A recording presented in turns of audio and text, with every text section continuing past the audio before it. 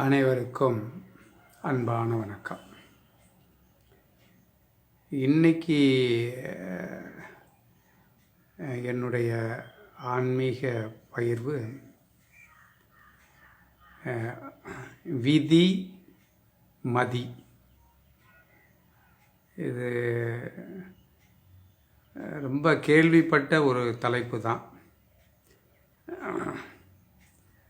ஆனால் இதில் நாம் சில விஷயங்களை தெளிவுபடுத்திக்கிட்டோம் அப்படின்னா நம்மளுடைய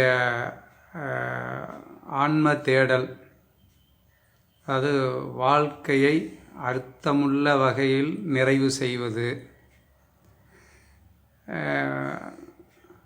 ரொம்ப எளிமையாகவும் மன நிறைவாகவும் இருக்கும் அப்படிங்கிற ஒரு புரிதலை நான் இன்றைக்கி உங்களோட பகிர்ந்து கொள்ள ஆசைப்பட்றேன். பொதுவாக இந்த விதி அப்படிங்கிறது தீர்மானிக்கப்பட்டது. இந்த மதி அப்படிங்கிறது இந்த தீர்மானிக்கப்பட்டதை தான் விருப்ப பிரகாரம் நகர்த்தணும்னு நாம் முயற்சி பண்ணுறது.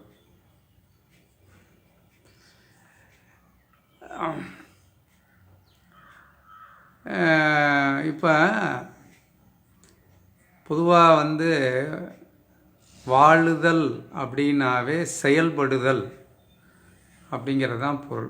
நம்ம வாழ்கிறோம் அப்படின்னா பல்வேறு செயல்களை நாம் நம் தேவைக்கு ஏற்றது போல் நாம் செய்து அதனுடைய பலன்களை அனுபவிக்க முயற்சிக்கிறோம். அதுதான் வாழுதல். ஆக வாழ்க்கை எல்லாமே எப்படின்னா நம்மளுடைய செயல்பாடுகளின் அடித்தளத்தில் தான் அது அமைந்திருக்கிறது. அப்போ நாம் என்ன செய்கிறோமோ அதுக்கான விளைவுகள் அப்படிங்கிறது தான் வாழ்க்கை.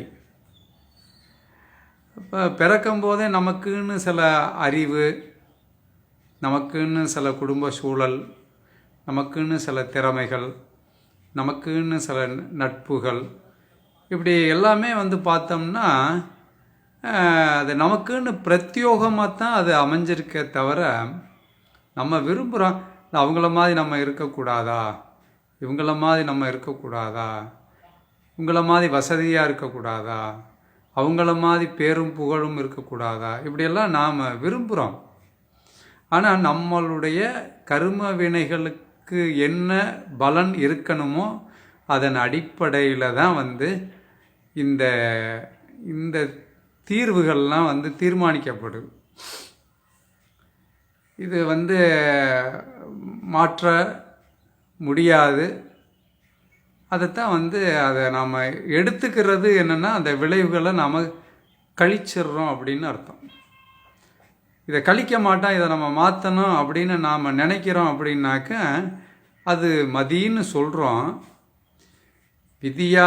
விதியை மதியால் வெல்லலாம் அப்படிங்கிற மாதிரி சொல்கிறாங்க. ஆனால் அதனுடைய பொருளை ரொம்ப சரியாக புரிஞ்சுக்கிறணுங்கிறது தான் நான் இப்போ இந்த பகிர்வினுடைய அடிப்படை நோக்கம். அதில் நான் என்ன உள்ளுணர்ந்தனோ அதை நான் பகிர்ந்துக்கல ஆசைப்படுறேன். ஒரு மேலோட்டமாக சொல்லுவாங்க, நீங்கள் மதியால் வெல்லணும்னு நினச்சாலும் அது விதியாக இருந்தால் தான் அது நடக்கும் அப்படின்னு பெரியவங்க சொல்லுவாங்க.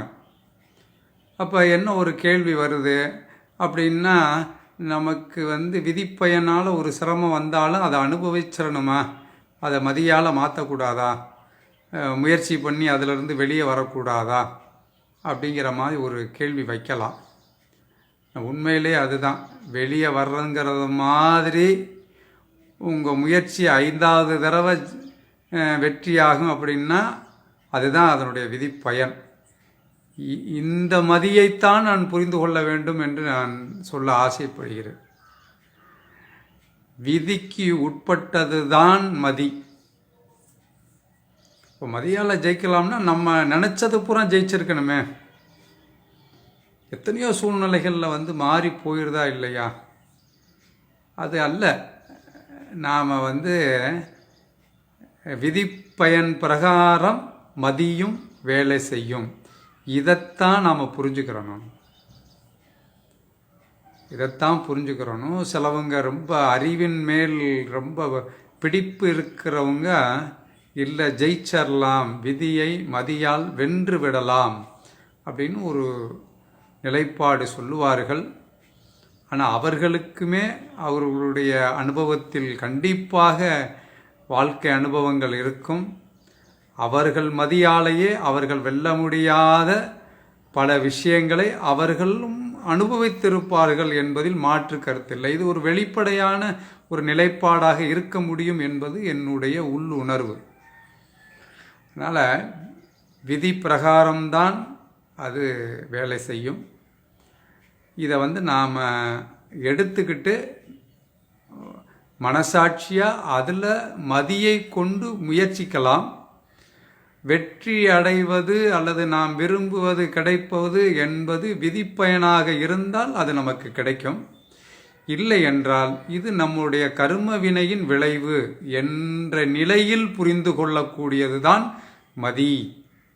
அந்த மதியை இப்படி புரிஞ்சுக்கலாம். ஏதோ சாதுரியமாக நம்ம ஜெயிச்சு போடலான்னு நம்ம நினைக்கக்கூடாது. அது வாய்ப்பு இல்லை.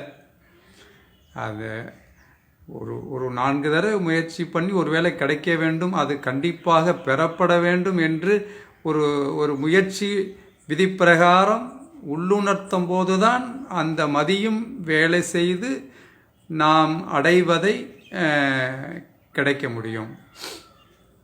சரி, அப்போ அந்த விதியை மதியால் வெல்லலாம் அப்படிங்கிறதுக்கு இன்னொரு வகையிலையும் நாம் பொருள் கொண்டுக்கலாம்.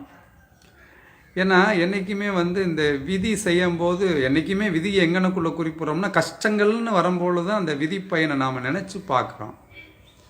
அப்போ அந்த கஷ்டம்னு வரும்போது விதி பயனை நாம் மதியால் நல்ல முயற்சி பண்ணுறோம். அது எப்படி முயற்சி பண்ணலாம் அப்படின்னா சத்தியத்தில் முயற்சி பண்ணணும். அது என்ன சத்தியத்தில் முயற்சி பண்ணால் அது சொல்லுவாங்க, வறுமையில் அப்படிங்கிறதுல நேர்மையாக இருக்கணும்னு சொல்லுவாங்க. வறுமையில் நேர்மையாக இருக்கிறது கஷ்டம்.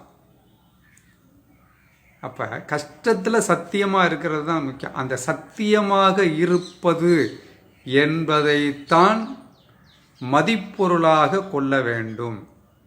மதிப்பு பொருளாக கூட நினைத்துக்கலாம், அல்லது மதி என்று சொல்லக்கூடிய அறிவு பொருளாக நினைத்து கொள்ள வேண்டும். அப்போ எங்கே விதி நாம் விதியால் அழுத்தமடைகிறோமோ அன்று அப்பொழுது நாம் சத்தியத்தில் இருப்பது மதியால் விதியை வெல்லலாம். ஏனால் சத்தியம் என்றும் தோற்று போகாது. சத்தியம் என்பது எந்த உயிர்களுக்கும் தீங்கிழைக்காமை என்ற ஒரு முயற்சியை மேற்கொள்ளுவது. அதுதான் ஆன்மீக தேடல். ஆன்மீகம் என்பது ஏதோ எல்லாத்தையும் விட்டுட்டு ஒரு சாமியார்த்தனம் அப்படிங்கிறது கிடையாது.